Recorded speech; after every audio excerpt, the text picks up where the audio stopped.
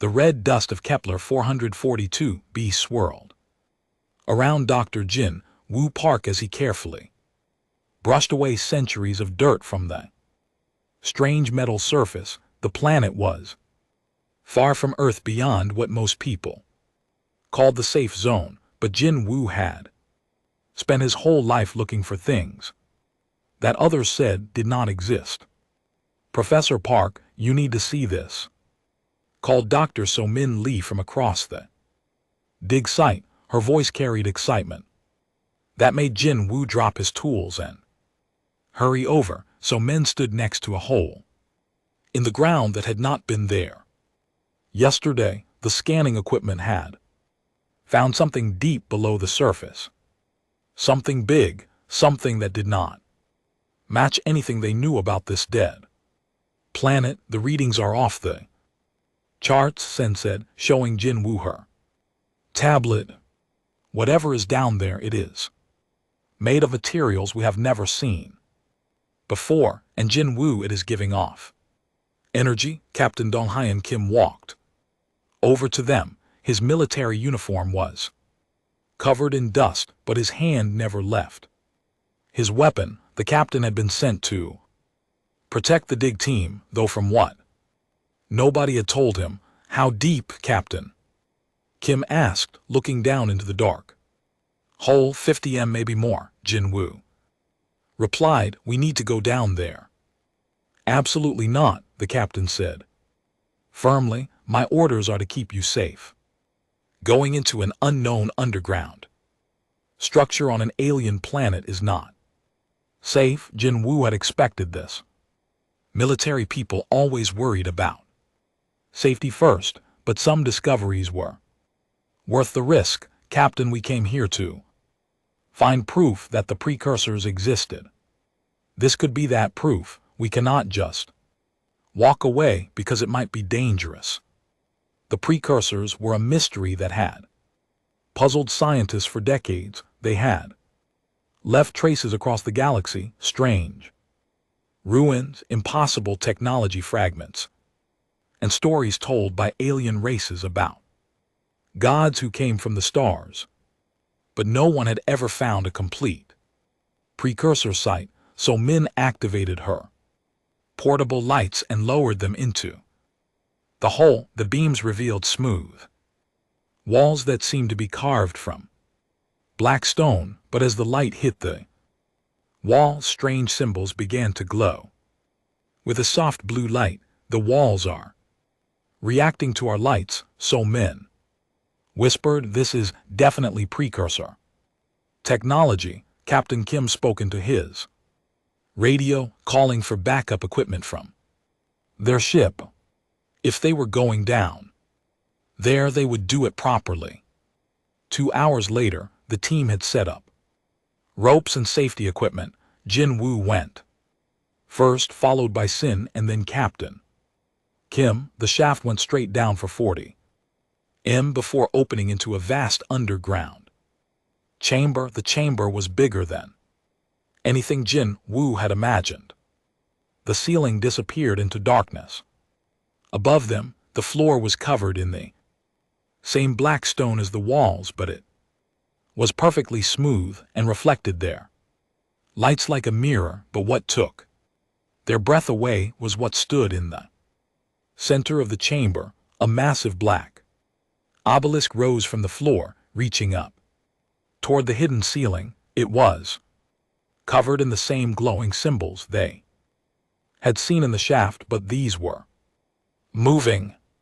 The symbols flowed across the surface like water, changing and shifting in patterns that hurt to look at directly. "My God," Summon breathed.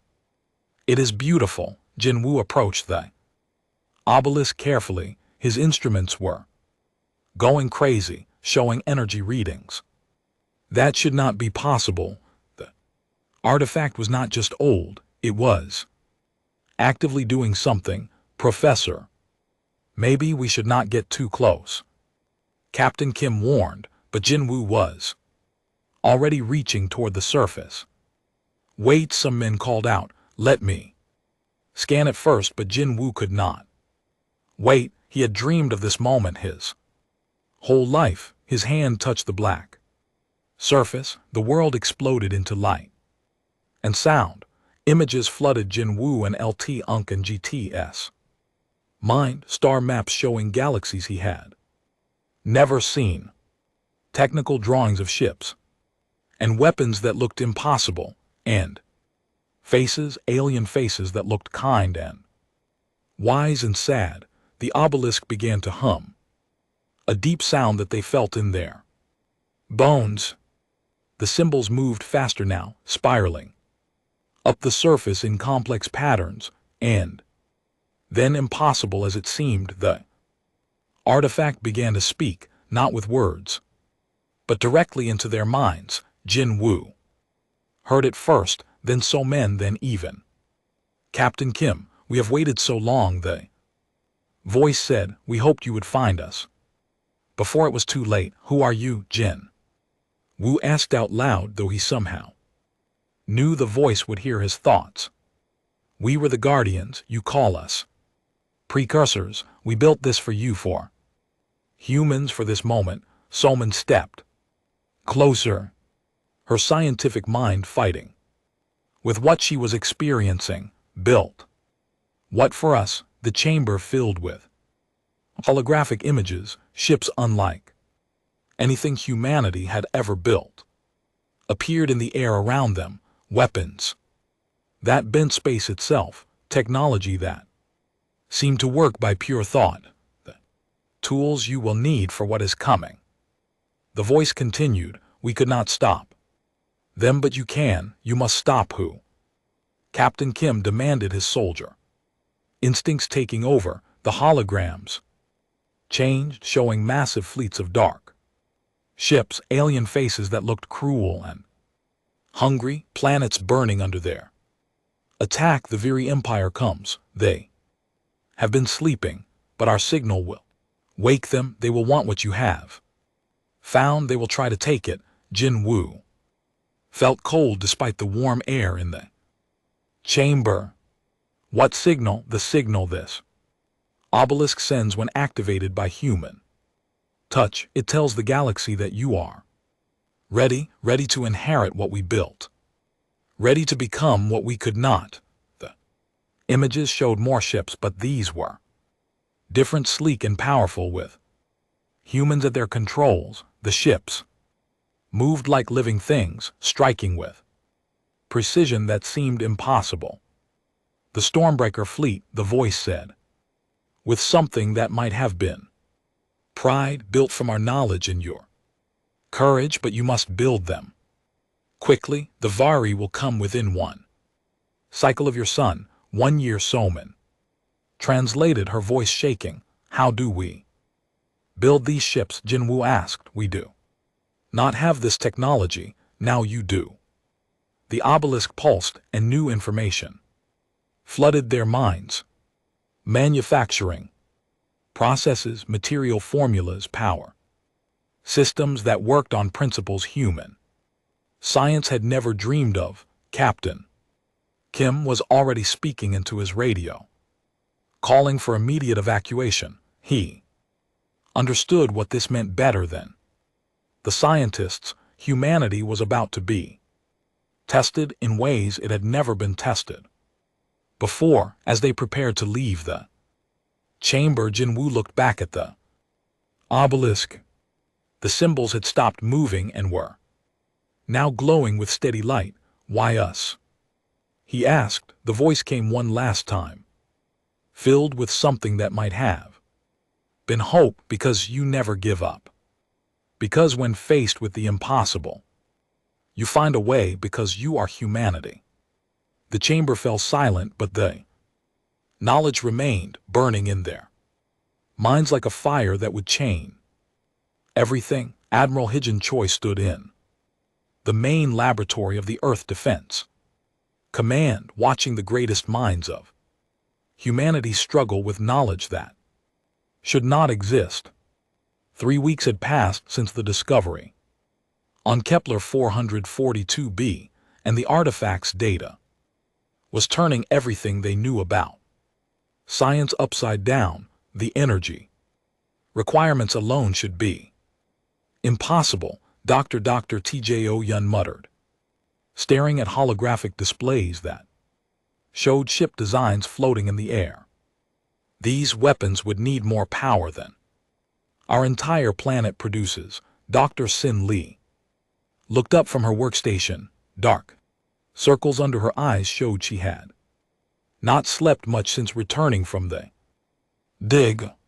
But the math works, TJO. I have checked it 100 times. The precursor technology does not work the way our technology works. Admiral Choi had been chosen to lead the Stormbreaker project because she was the best strategic mind in the Earth Defense Force, but even she felt lost when looking at the alien blueprints. Explain it to me in simple terms, she said. How do these ships work? Dr. Yun activated a new hologram, showing the internal structure of one of the Stormbreaker vessels. Instead of generating power, they tap into something the precursors called the quantum foam. It is like, imagine if you could plug into the energy that exists between atoms. The power is unlimited.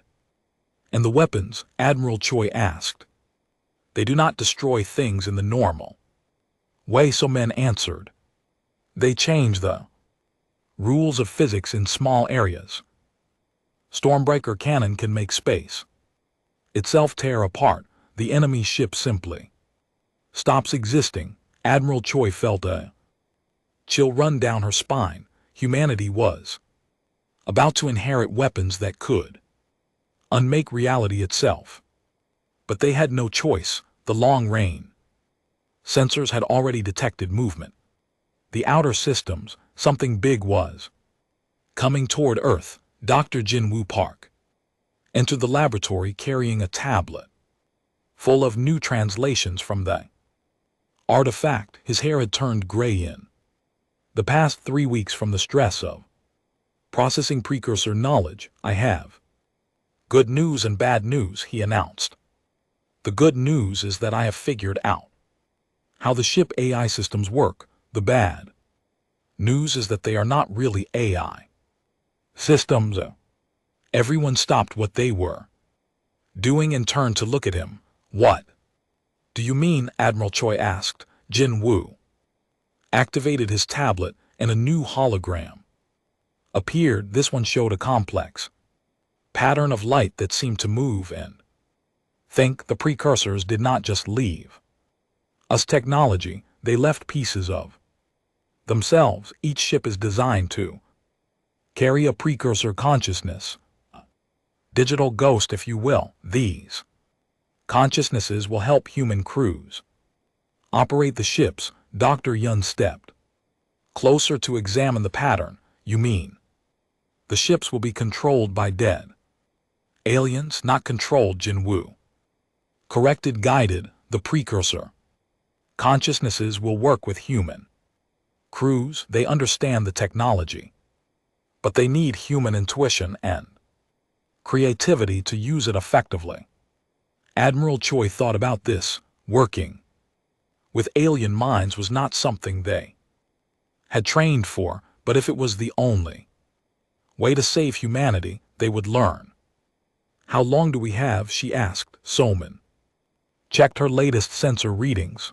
The Vectari fleet is moving faster than we expected. 8 months, maybe less. And how long to build the Stormbreaker fleet?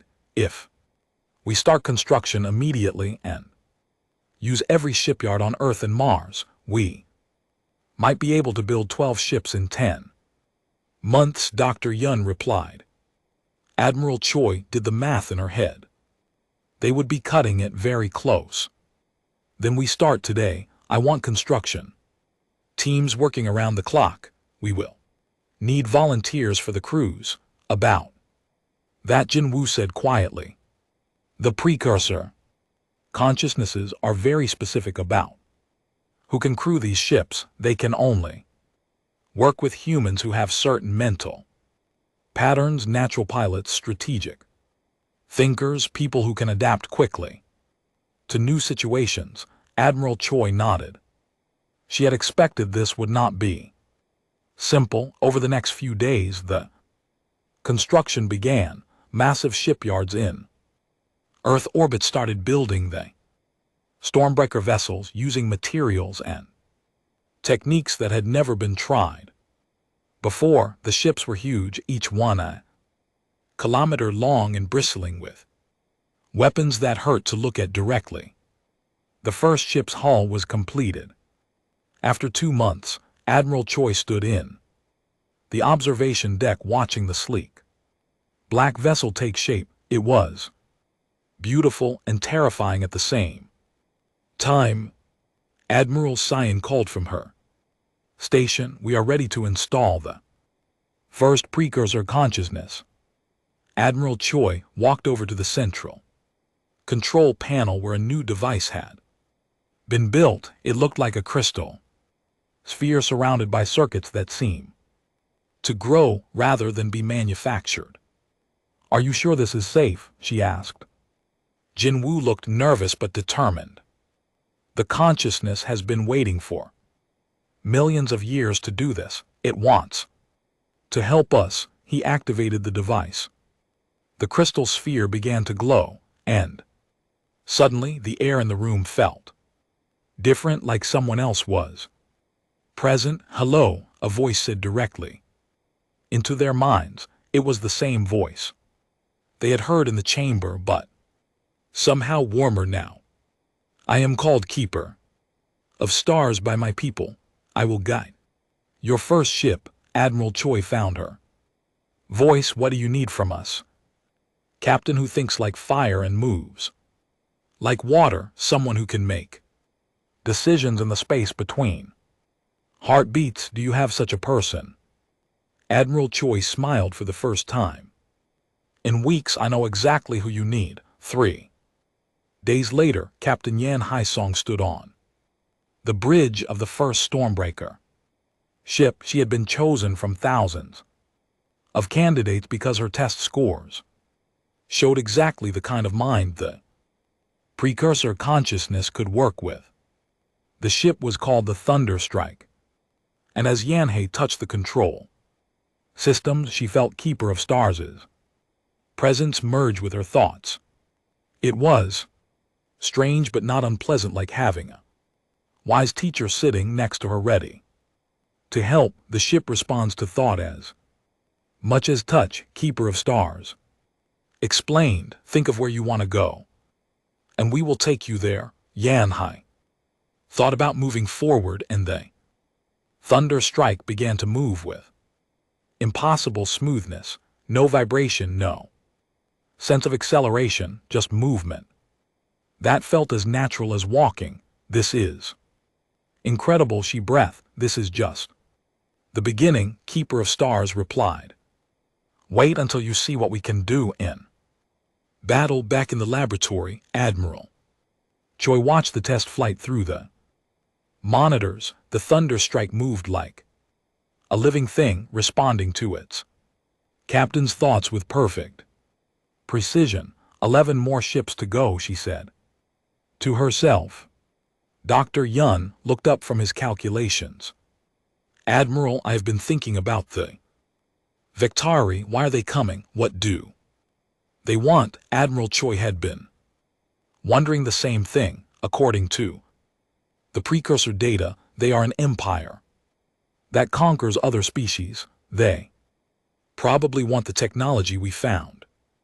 But why now? The artifact has been sitting on that planet for millions of years. So men looked up from her work because Jinwoo touched it. The artifact sent out a signal when it detected human DNA. The Victari have been waiting for someone to find it. "You mean this is a trap?" Admiral Choi asked. "Not a trap," Jinwoo said quietly. "A test. The precursors left this technology for whoever was worthy of it. The Victari think they are worthy. Now they're coming to take it from us."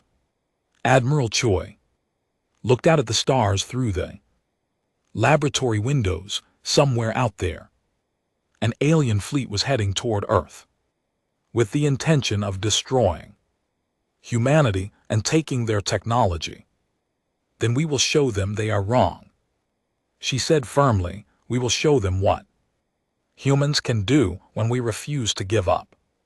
The construction continued, more ships took shape, more consciousnesses were awakened, more captains learned to merge their minds with ancient alien wisdom. Humanity was preparing for a war unlike anything it had ever fought, and deep in her heart, Admiral Choi believed they could win. Master Engineer Kaungu Han stood on the observation platform, watching 12 massive shapes take form in the shipyards around Earth. 6 months had passed since construction began, and the Stormbreaker fleet was almost complete. Each ship was a work of art and engineering that should not have been possible. The hull plating on Ship 7 is complete, his assistant reported. We can begin installing the quantum drive systems tomorrow. Kaungu nodded, but his eyes were focused on Ship 1, the Thunder Strike. Captain Yan Hyong was running test flights with her precursor partner, Keeper of Stars. The ship moved through space like a dancer, bending and flowing in ways that made his engineers' mind struggle to understand how it worked. Sir, another technician called out. Captain Song is requesting permission to test the phase drive. Kyung-soo felt his stomach tighten. The phase drive was the most dangerous and amazing technology the precursors had given them. It allowed the ships to slip between dimensions, appearing and disappearing like ghosts, but they had never tested it with a human crew before. Permission granted, he said, but keep all other ships at least 10,000 km away. On the bridge of the Thunder Strike, Captain Song felt Keeper of Stars' excitement mixing with her own nervousness. Phase drive was not just advanced technology, it was technology that worked by changing the laws of physics around the ship. Are you ready, Captain? Keeper of Stars asked in her mind. As ready as anyone can be for something impossible, Song replied. She placed her hands on the control interface and thought about stepping sideways through reality. The ship responded immediately. The stars disappeared. For a moment that felt like forever, the Thunder Strike existed nowhere and everywhere at the same time. Song could see Earth and Mars and the shipyards, but they looked flat and distant, like pictures painted on glass. Colors that had no names flowed around the ship. Then they were back in normal space, but 10,000 km from where they had started. Phase jump successful, Song reported, trying to keep the amazement out of her voice. No damage to ship or crew. The drive works exactly as designed. Kai Hoyang-soo let out a breath he had not realized he was holding. They had just proven that humanity could use technology that bent reality itself. Bring her home, Captain, he said. We have a fleet to finish. Over the next 3 months, the other ships were completed. One by one, each ship received its own precursor consciousness and human.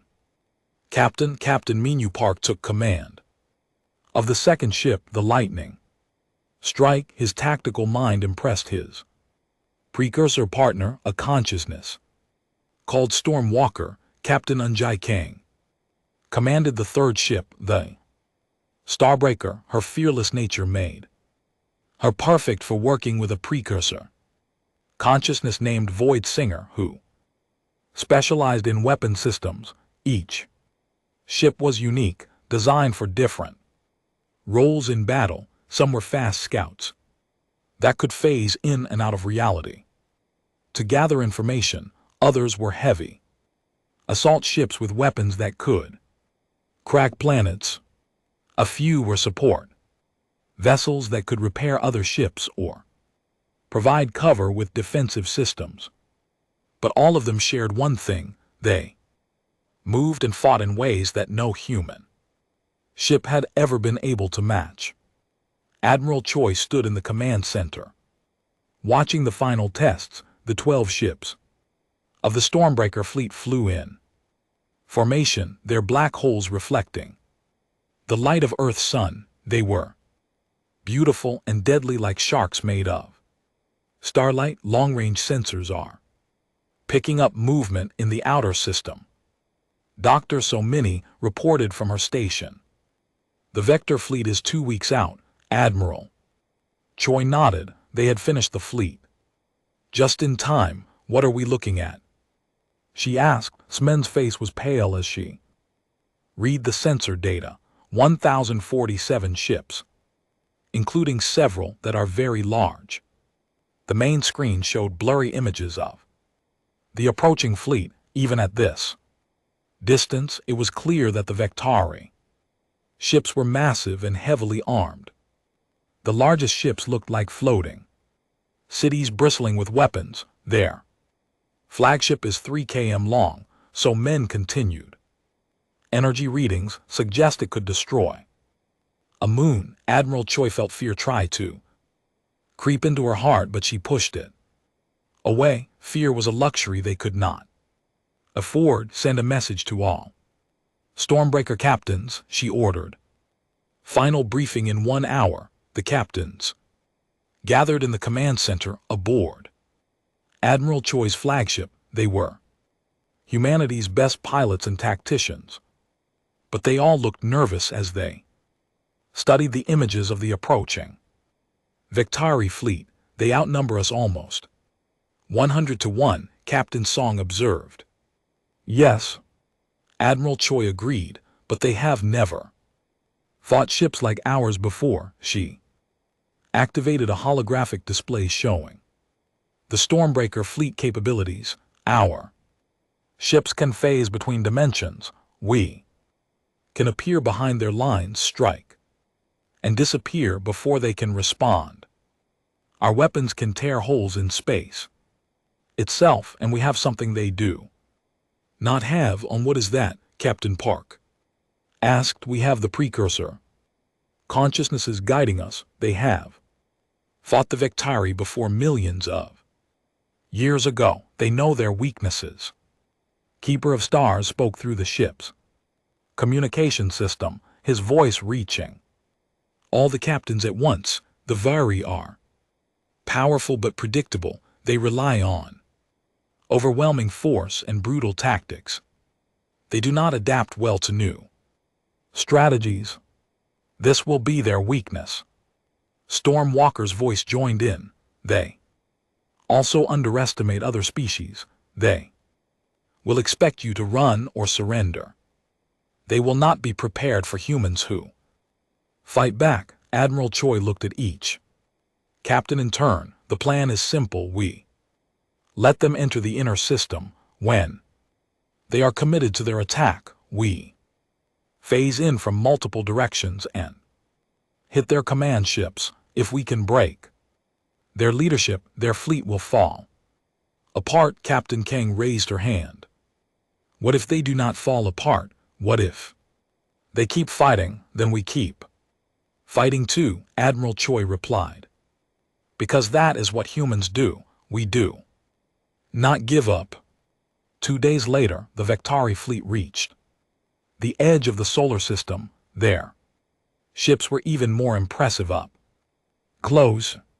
Massive dark vessels covered in armor and weapons. They moved in perfect formation like a swarm of metal locusts heading toward Earth. The flagship was truly enormous, a floating fortress that could probably defeat Earth's entire fleet by itself. Weapon ports covered its hull like the eyes of a spider.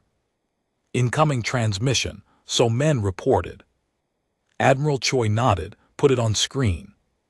The main display showed an alien face that looked like a cross between a lizard and a shark. Cruel eyes stared out from a scarred face, and when the creature spoke, its voice was full of contempt. I am War Chieftain Crather of the Victari Empire. You will surrender the precursor technology immediately.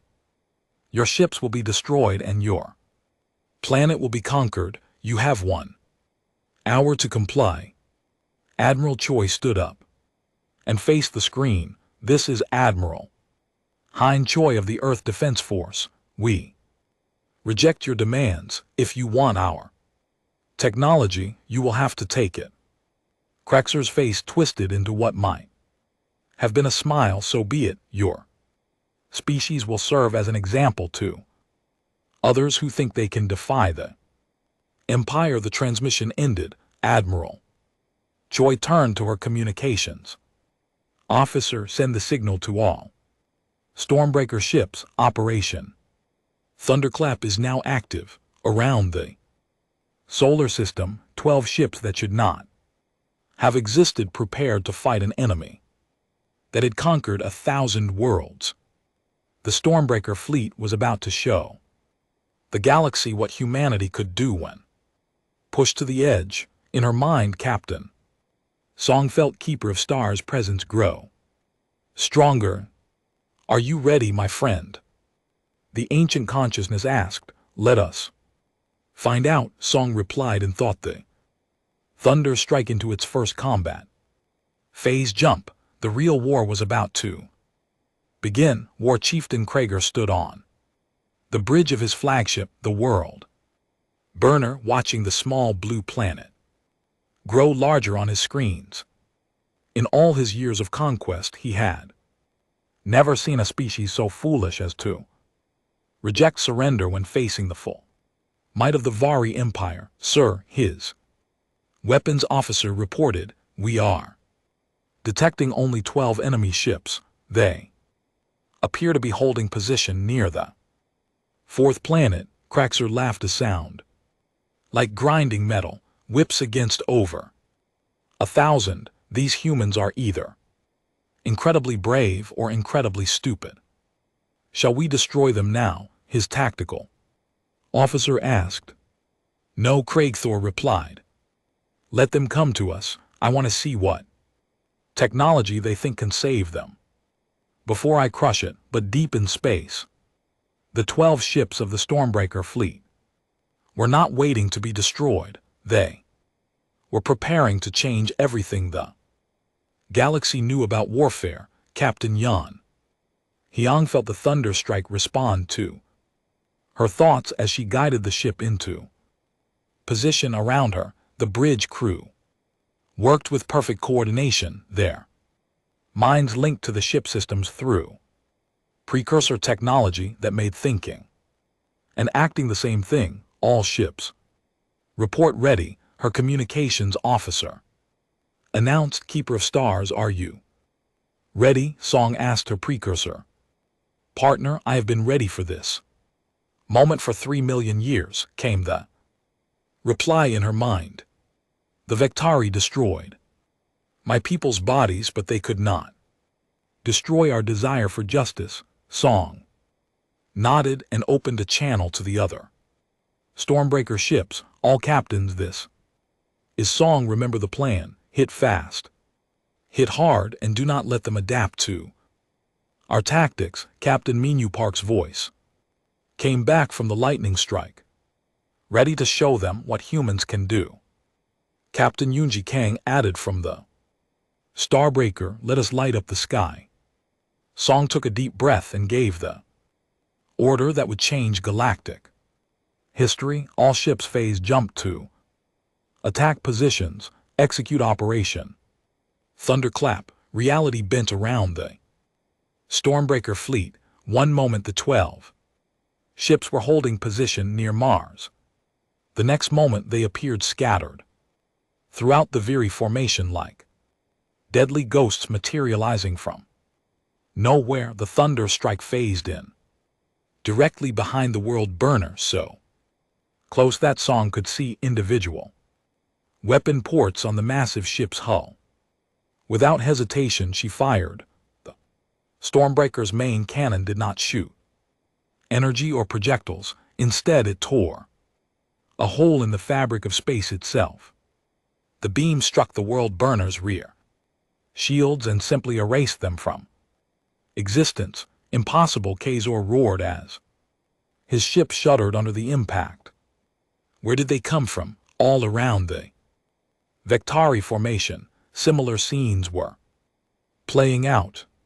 Captain Park's lightning strike appeared in the middle of a squadron of cruisers and opened fire with weapons that turned matter into energy and energy into nothing. 3 Vectari ships disappeared in flashes of light that had no name. Captain Kang's Stormbreaker phased in above a massive battleship and fired downward with cannons that made gravity itself into a weapon. The Vari ship was crushed by its own mass as spacetime folded around it. The other Stormbreaker ship struck with equal precision and devastating effect. Ships that had conquered 1,000 worlds found themselves facing technology they could not understand or counter. Return fire, KX Thor commanded. Destroy them all. The Vectari fleet responded with overwhelming firepower. Thousands of weapons turned toward the Stormbreaker ships, filling space with enough energy to melt planets, but the Stormbreaker fleet was no longer where the weapons were aimed. The 12 ships phased out of normal space just as the enemy fire reached them. The Vectari weapons struck nothing but empty space and each other. Several Vectari ships were destroyed by their own fleets. Friendly fire, where are they? Krexer demanded. His question was answered when the Stormbreaker fleet phased back in, but in completely different positions. They had used the phase drive to move through dimensions where distance and time worked differently, allowing them to appear anywhere they wanted almost instantly. Song found herself next to a Vari carrier that was launching fighter squadrons. She smiled grimly and fired the Thunder Strike secondary weapons, beams that froze time in small areas. The Vctari fighters suddenly found themselves moving so slowly that they were sitting targets. This is impossible, KX Thor muttered as he watched his powerful fleet being torn apart by 12 ships that fought like demons from another dimension. But Storm Walker, the precursor consciousness guiding Captain Park, spoke through the lightning strike's communication system so that all the Vari could hear. You call this impossible because you have never faced an enemy that refuses to accept defeat. The humans do not know how to surrender. That is why they will inherit what we could not protect. Battle continued for 2 hours, but it was never really in doubt. The Stormbreaker ships moved through space and time like predators hunting prey. They appeared, struck with devastating precision, and vanished before the enemy could respond. Effectively, the Vectari fleet, for all its size and power, was designed to fight conventional battles against conventional enemies. They had no answer for ships that could phase between dimensions or weapons that rewrote the laws of physics. By the end of the first engagement, the Vectari had lost over 300 ships, while the Stormbreaker fleet remained untouched. Kexer stared at his tactical displays in disbelief. His mighty fleet was being humiliated by 12 ships crewed by a species he had never heard of before today.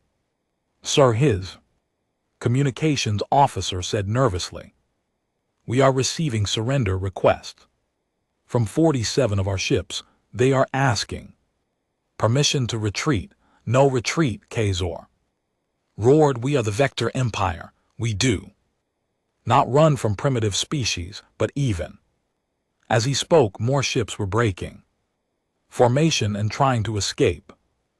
Stormbreaker fleet let them go, focusing instead on the ships that continued to fight. Song felt keeper of stars. Satisfaction in her mind. They are learning fear, the ancient consciousness. Observed fear of an enemy they cannot predict or counter. Is this how you fought them before? Song asked. No. Keeper of Stars replied sadly.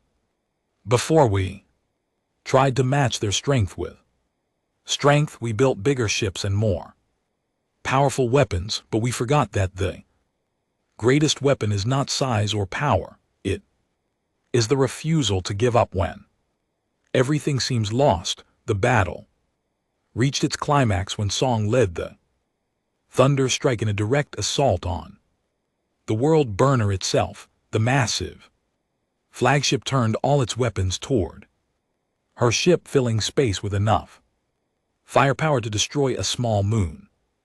Song did not try to dodge or flee. Instead, she phased the Thunder Strike directly through the enemy fire, appearing inside the world burner's shield envelope where its own weapons could not target her. This is for every species you have conquered, she said quietly, and fired at point-blank range. The Thunder Strike's main cannon tore a hole clean through the world burner from one side to the other. The massive ship, the pride of the Vexury fleet, began to break apart. KX Thor felt his ship dying around him and finally understood what he was facing. These humans did not fight like any species he had ever encountered. They fought with a combination of advanced technology and pure determination that made them nearly unstoppable. Send a message to the Empire, he ordered his communications officer with his last breath. Tell them we have found something new in this galaxy. Something dangerous. The world burner exploded, taking Krexer and his pride. With it, the surviving Vectari ships, seeing their flagship destroyed and their Wararch chieftain dead, finally broke and ran. Nearly 600 ships fled toward the outer system, leaving their dead behind. Admiral Choi watched from her command ship as the Stormbreaker fleet regrouped. Near Earth, they had won their first battle, but she knew this was just the beginning. Damage report, she requested. All Stormbreaker ships report minimal damage. Came the reply. The Thunder Strike has some minor hull scoring, but nothing serious. Admiral Choi allowed herself a moment of pride. Humanity had just defeated one of the most powerful fleets in the galaxy using 12 ships and the refusal to give up. But Captain, Song's voice came over the communication system with a warning that Childer, Admiral Keeper of Stars, is telling me something important. The Vectari who escaped will report back to their empire. They will return with everything they have. How long do we have? Admiral Choi asked. 6 months, maybe less, and when they come back, they will bring the entire Vari war machine, thousands of ships, including their ultimate weapon. Admiral Choi looked out at the stars, where the enemy fleet had fled. Humanity had won this battle, but the real war was just beginning. They would need to be ready for whatever came next. 5 months after the first battle, long-range sensors detected what everyone had been dreading. The Vectari were returning, and they were not taking any chances this time. Admiral Heujin Choi stood in the command center studying the sensor readings with growing alarm.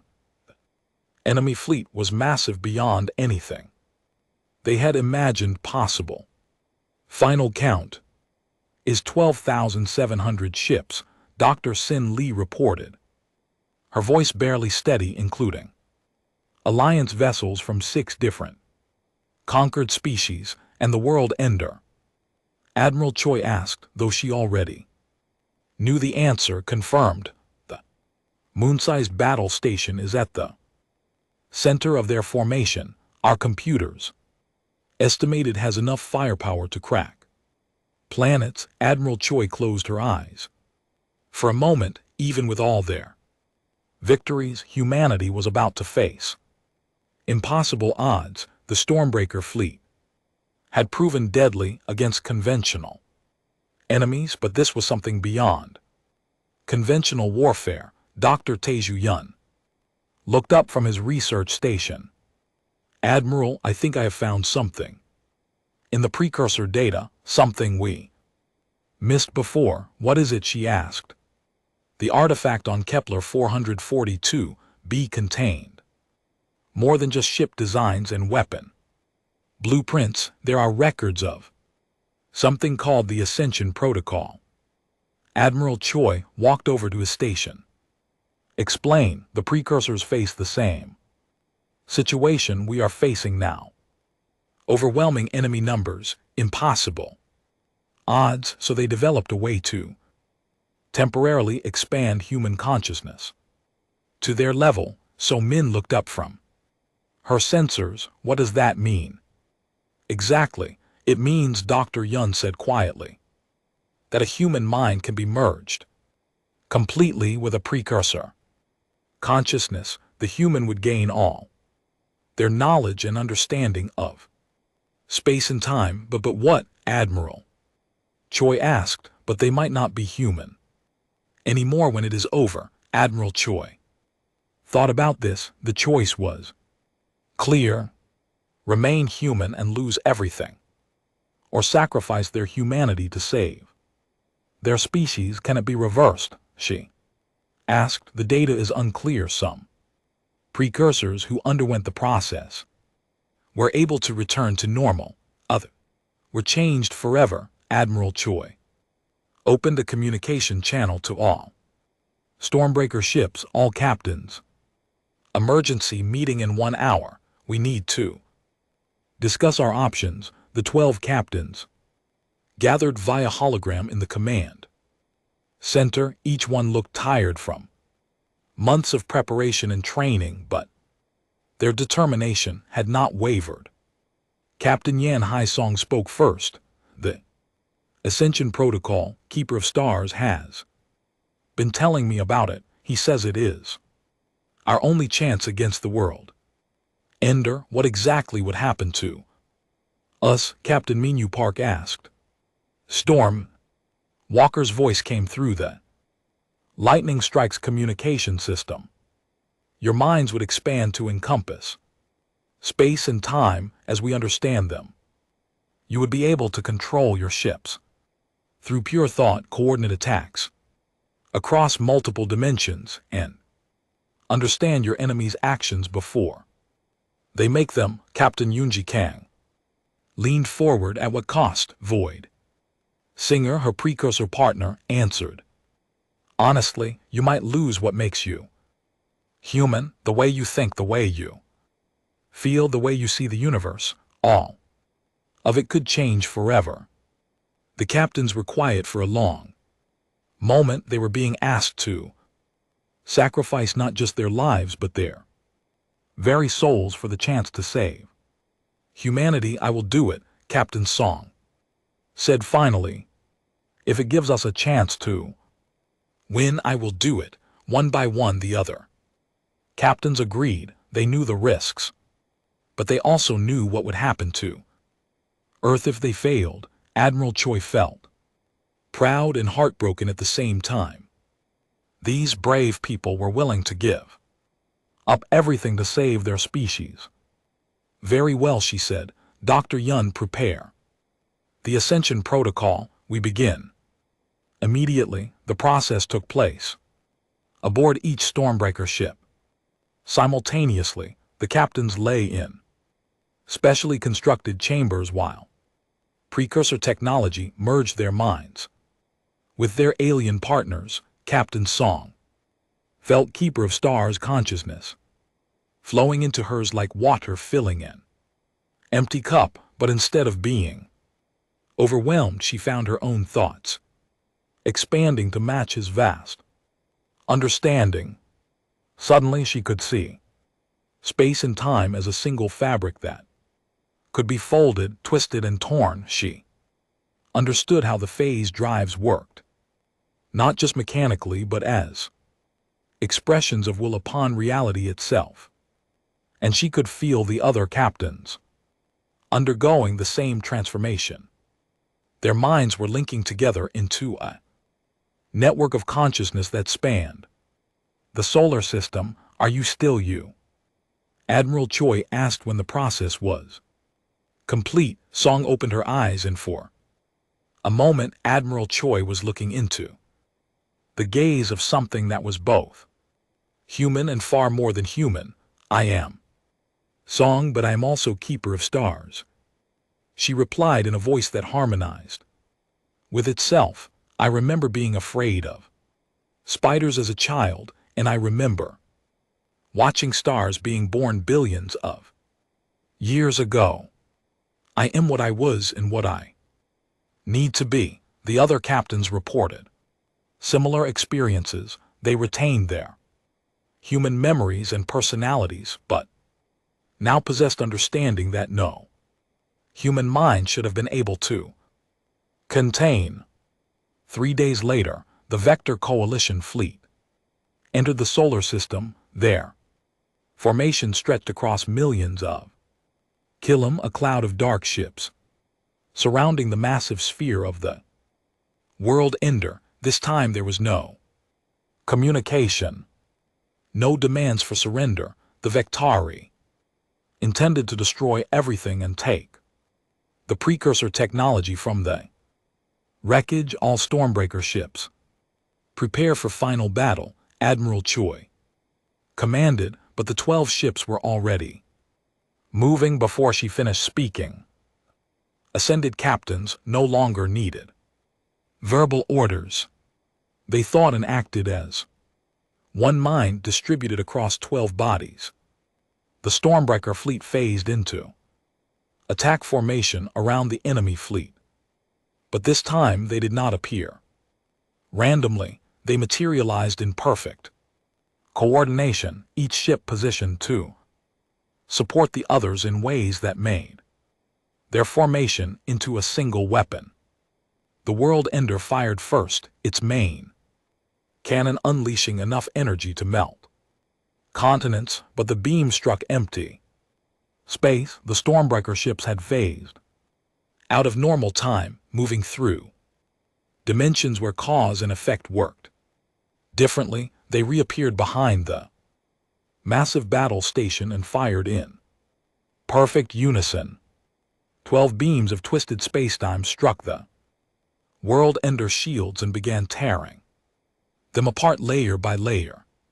The Coalition fleet responded with everything they had. Thousands of ships opened fire, creating a storm of energy that should have destroyed anything in its path. But the Stormbreaker fleet was no longer bound by normal physics. They moved through the attacking fire like it was not there, phasing between dimensions to avoid damage while striking back with precision that seemed impossible.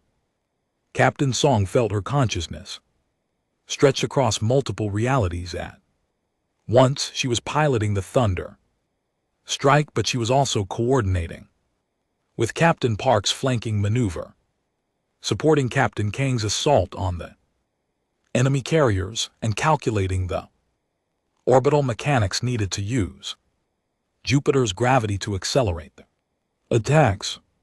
The battle became a dance of impossible beauty and terrible destruction. The Stormbreaker ships moved like thoughts given form, appearing and disappearing throughout the enemy formation, striking with weapons that rewrote reality itself. But the World Ender was too massive and too well protected to be destroyed easily.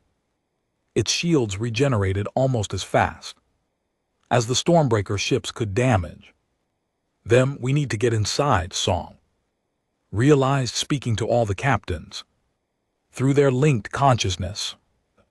Shields cannot protect it from within. That is suicide, Captain Park replied. The internal defenses will tear us apart, not if we phase through them. Song said, trust me. The 12 ships began moving in formation toward the world Ender. As they approached the massive battle station's defensive system, activated energy beams and missile swarms filled the space around them, but the Stormbreaker fleet phased through the attacks as if they were made of light and shadow. They passed through the world Ender shields and hull, appearing in the vast internal spaces of the moon-sized ship. Inside the world Ender, they found cities worth of weapons, power cores the size of mountains, and millions of Vectari warriors preparing for the invasion of Earth. Do it, Song commanded. All 12 ships fired their main weapons simultaneously, not at the ship structure but at the quantum foundations that held its matter. Together, the world Ender began to come apart at the molecular level. Its massive bulk, held together by artificial gravity and force fields, started collapsing as the bond between its atoms were severed. The Stormbreaker fleet phased out just as the moon-sized battle station exploded with the force of a small star. The explosion sent shock waves through the coalition fleet. Hundreds of ships were destroyed by debris and radiation. The survivors, seeing their ultimate weapon destroyed, began to panic. Some ships tried to surrender, others attempted to flee.